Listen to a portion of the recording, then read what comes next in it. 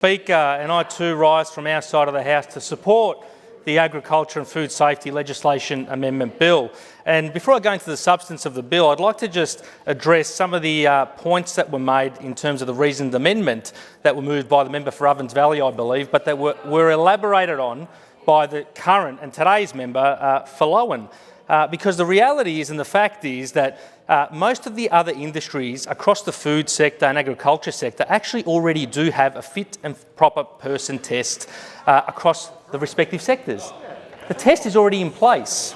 And all we are doing, Leader of the Nationals, is streamlining and making the seafood industry consistent with the meat industry. It's already in the Meat Act. The fit and proper persons test is already in the Meat Act. In the beef industry, across the poultry sector and across the pork sector. So I was very confused, to say the least, when the current member for Lowen seemed to be a bit irate that the test would be applied, as other members have, now to the seafood industry if this bill were to pass, to such an extent that she and others have proposed and continue to propose a reasoned amendment. And as I said, what we're proposing is not inconsistent with what is already in place across the sector. And I note that the clause formed part of the original Meat Industry Act of 1993, and the Minister for Agriculture at the time in 1993 was a guy by the name of Bill McGrath, a Nationals MP who was also the former member for Lowen. And in his second reading speech on the 8th of April 1993, he spoke glowingly of the fit and proper persons test. And I quote, finally, he said, "The meat industry bill significantly broadens and strengthens the provisions for ensuring that only fit and proper persons operate in the Victorian meat industry. And under the new arrangements, every applicant for a licence will be required to nominate a natural person as the operator of the meat processing establishment covered by the licence and to display the name of that operator prominently on the premises." End quote.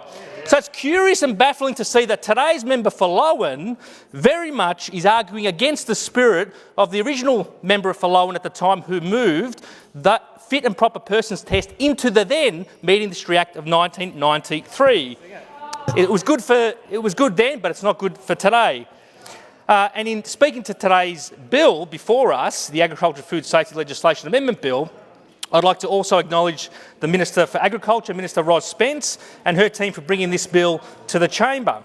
And of course, Victoria is Australia's agricultural heartland, with Victorians indeed and many other parts of Australia relying on our farmers, our food producers, our agribusinesses, food beverage manufacturers every single day, playing a critical role in supporting economic, employment and social wellbeing of our regional and rural communities. The agriculture and food sectors also play a very important role in supporting the prosperity of our suburban and inner city communities through, as I said, food and beverage wholesalers, fresh food markets, food processors, our manufacturers, our agribusinesses, our restaurants, our cafes. You can come and have a coffee in Coburg one day, Leader for Nationals. I'll show you what it's all about. And these sectors play a big flow-on effect in terms of economic and employment outcomes across Pascoe, Coburg and Brunswick West.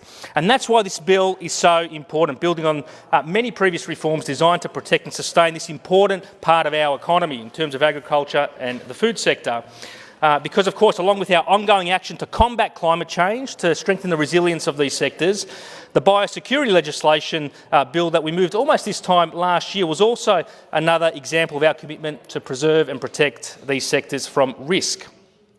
This bill represents yet another important step towards protecting and strengthening Victoria's food safety regulatory framework and supporting, as I said, the ongoing resilience, safety and quality of our agriculture products. The bill aims to streamline food safety regulation in Victoria, improving the operational efficiency of regulatory bodies such as PrimeSafe and Dairy Food Safety Victoria. It introduces new provisions to strengthen the oversight of high-risk products like raw milk, enables more effective information sharing among regulators and reduces administrative burdens on local councils and businesses. And in essence, it will lead to a more transparent, consistent, effective food safety system benefiting consumers and producers alike. The bill, as we have heard, addresses many of those complexities across those sectors by amending a number of acts, including the Food Act of 1984, the Meat Industry Act of 1993, and yes, the Seafood Safety Act of 2003 by inserting a fit and proper persons test, as well as reforms to the Dairy Act. Because, Acting Speaker, as I did touch on earlier, maintaining the health, wellbeing and confidence in our agriculture and food sector is critically important to our entire state's prosperity. As set out in the Victorian Government's Agriculture Industry Overview of January 2023, the sector continues to play an increasing role in terms of economic and jobs output, contributing $17.5 billion in production to the state, $17.9 billion in total food and fibre exports for the state. It's made up of 21,600 farm businesses. It supports 150,000 agricultural, food and beverage manufacturing jobs across the state, and overall it contributes $16.5 billion directly towards our gross state product. Victoria is also the #1 producer of milk, with 5.65 billion litres, or 64% of our national milk production coming from Victoria. We're the #1 Australian producer for sheep meat, making up 47% of national production. We're also Australia's #1 producer for vegetables, making up 22% of production. And finally, in terms of prepared foods, such as prepared milk formulas and the like, which make up 36% of national exports. With respect to the seafood industry, the bill very much goes to.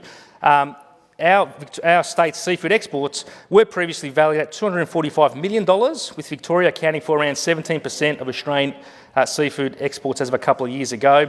And according to ABS data, which shows that the average take-home seafood expenditure per person in Metro Melbourne is approximately 14% higher than the Australian average. We love our fish and chips. And Speaker, with respect to the diligent work of our public health and food safety officers across my community of Marybeck, most of whom will likely have some sort of role to enforce many of these reforms and monitor them, according to Council's 22-23 annual report, the average time taken by Council officers to respond to food-related complaints locally has remained stable at 2.92 days. That's below the 3 calendar day average since 2018.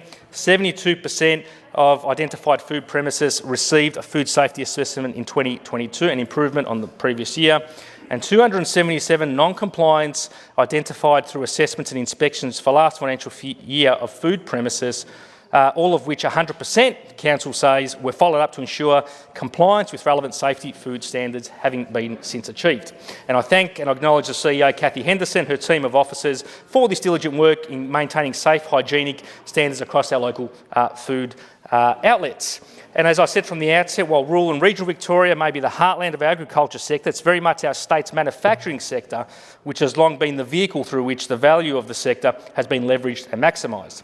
Of the 150,000 jobs associated with the sector, over 82,400 jobs, more than half, are directly associated with the food and beverage manufacturing sector, with our state's overall manufacturing sector home to 30% of the nation's manufacturing output, consisting of $31 billion of an industry, 23,000 firms, and employing 260,000 people. As I've previously also said, Northlink is our regional economic body and plays a tremendous role in advocating for Melbourne's North increasingly becoming the home of food manufacturing in this country. And I also acknowledge the role of La Trobe University in the North, which has over $300 billion in assets out of Bundoora, namely, specifically dedicated and devoted to studying agriculture and food processes.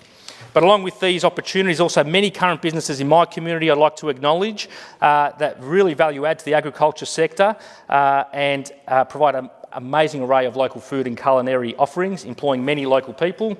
And Speaker, Acting Speaker, it's a Mills Cafe at 347 Reynard Street in Pascoe, Vale that is the latest addition to our local culinary scene. Brothers John and George Alcuri have literally refurbished their parents' old corner milk bar and family home into Pascoe Vale's newest brunch spot. Originally opened in 1978, their hard-working parents, Emil and Huda Alcuri, raised their 6 children at the rear of the building while running the milk bar out the front.